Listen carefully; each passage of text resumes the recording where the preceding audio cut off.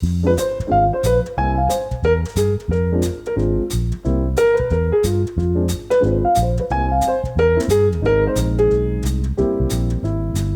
and welcome to Rock Paper Shotgun. My name is Colin Mahern and I'm here to interrupt your 17th attempt at speedrunning Dubai in Hitman 3. As good as the conclusion to IO's murdering trilogy is, it's time we turn our attention to the games coming out this February. Look, if nothing does actually catch your eye, you can always hop on a quick flight to Mendoza and get back to borrowing mustachioed men to death. We're still in the quieter part of the year for video games, certainly, but we think there's a few games scheduled to launch over the next 4 weeks that are worth bringing to your attention. Some you may already be aware of, but some mightn't have been on your radar at all. We're bringing you an early Valentine's gift of some potential diamonds, which I think is much better than a kooky card from Funky Pigeon. Right, let's not waste any more time and get into it.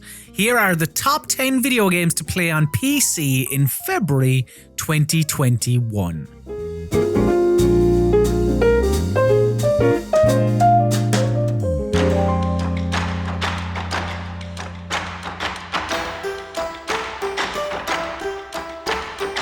The follow-up to Team Ninja's Sengoku period Souls-like was beloved by anyone who played it on PS4 last year, and now it's time for us PC players to see what all the fuss was about. Nioh 2, the complete edition, includes the base game, of course, as well as the 3 DLC packs that came out after the game's initial launch. It's also got a few of the expected bells and whistles, such as HDR monitor compatibility, ultra-wide screen support, and full mouse and keyboard customization. While the core combat is going to be familiar to those that played the original, the inclusion of yokai abilities should delight most. I mean, you can momentarily turn into a monster that's here to f*** shit up. What's not to like?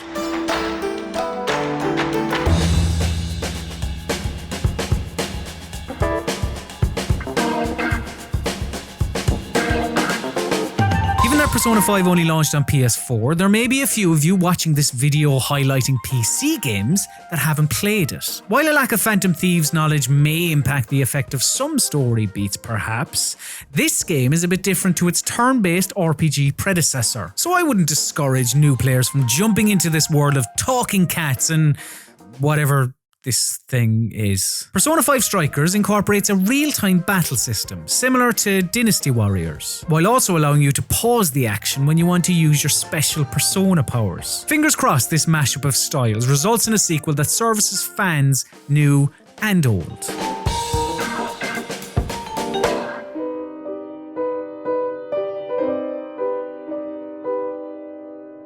Get ready to hide under some gargantuan tables and climb some mammoth-sized Argos shelving units as developer Tarsier Studios is back to make your skin crawl with Little Nightmares 2. Original protagonist 6 assumes the support role in this one, as you'll be playing as the little paper bag with legs, Mono. The first game had a knack for making the mundane seem absolutely terrifying, so you can probably expect more of the same here, except this time you're actually able to fight back. Now, don't get me wrong, you don't have an armory in your pockets. It's just that certain sections of the game will see you fending off some smaller enemies with tools that are just lying around. I'm pretty confident that running away will remain the best tactic in most cases.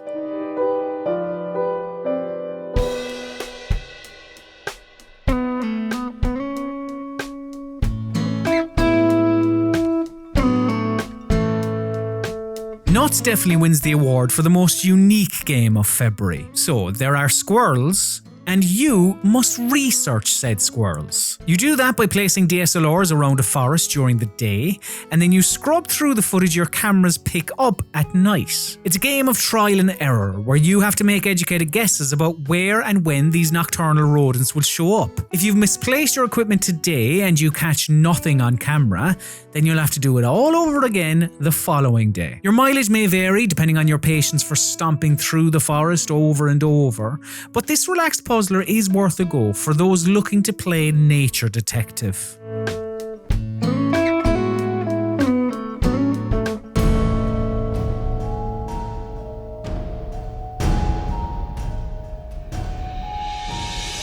While 2D platformers had their renaissance a few years ago, three-dimensional jumpers, apart apart from the odd one here and there, have never really had that sustained comeback. I'm not saying Blue Fire will usher in a new era for the favourite of the late 90s, but I can't help feeling all warm and fuzzy when I see it in action. In interviews, developer Robi Studios have implied that it has the spirit of old school N64 games like Banjo or Donkey Kong 64, but with more challenging platforming puzzles and some lovely fast-paced hacking and slashing. Of all the games out this month, this might be the one I'm most interested in checking out for myself, but that's probably because I grew up on a diet of Crash Bandicoot and Weetos. I haven't had a bowl of Weetos in a while. Should probably fix that.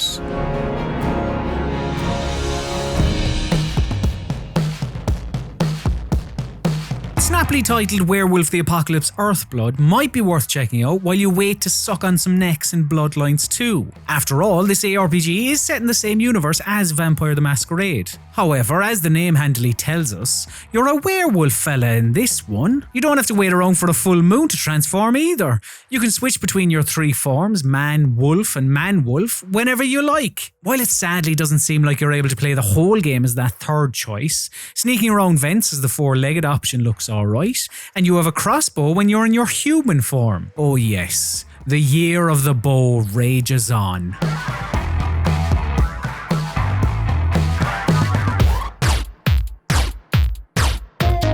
Sequel to Batterystaple Games' Mega Man-inspired run-and-gun roguelike is even more like Capcom's creation now, as they've ditched the cartoony style of its predecessor for a pixelated look. Aside from that, the developer has also introduced a new mode that should make the game more attractive to those who aren't keen on losing all their progress when they die. Mega Mode, shameless, but I quite like it, will generate a new set of levels each time you begin a run. But when your health depletes in this mode, you're sent back to a central hub that allows you to tackle a different stage with any upgrades you've obtained intact. If you want even more control over your playthrough, why not create a custom campaign using the game's level editor? Guaranteed wins every time.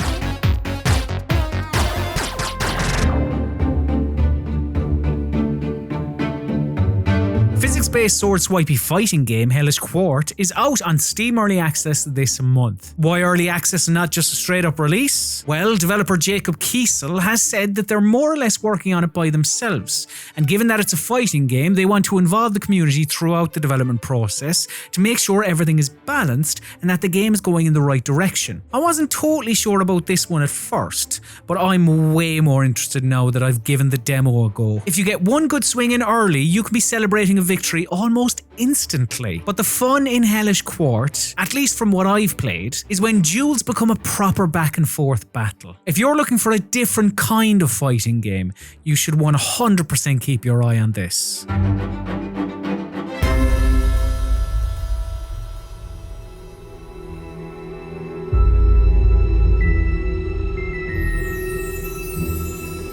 I totally understand why Lovecraftian games garner a Marmite response. I'll often keep on scrolling when I see a Steam description that mentions Brown Sauce Boy. The thing is, I found it hard to zoom past this game after seeing how gorgeous it looks. A solo project from developer Ares Dragonis, the show is a story-driven first-person puzzle game where you're tasked with uncovering a big old mystery on this blue-hued island. Standard HP fare, yes, but hopefully there's a little more to this one than just grotesque yet beautiful fishy boys and girls. We'll find out later this month.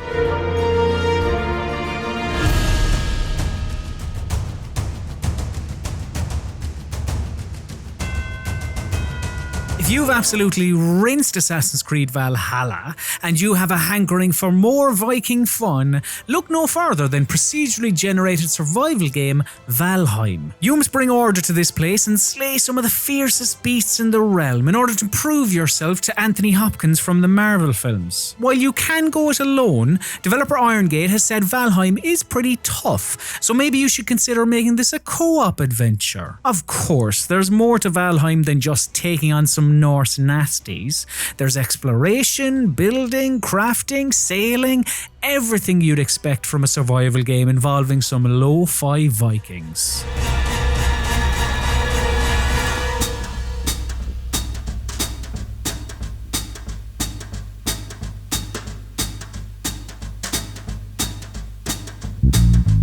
whatever you end up playing over February, even if that's just continuing to cane Hitman 3, I hope you have a lovely time with it. But do tell, what new games are you looking forward to getting your hands on this month? Keen to hack and slash anything that moves in the Sengoku period? Eager to see what a Dynasty Warriors / Persona game is like? Or do you want to be creeped out by Tarsier Studios' latest? Let us know in the comments. As always, thank you very much for watching, you absolute star, but do remember, for all of your PC gaming needs, keep it on rockpapershotgun.com. Also, a little tip from the top here, it turns out that Weeto's still pretty tasty.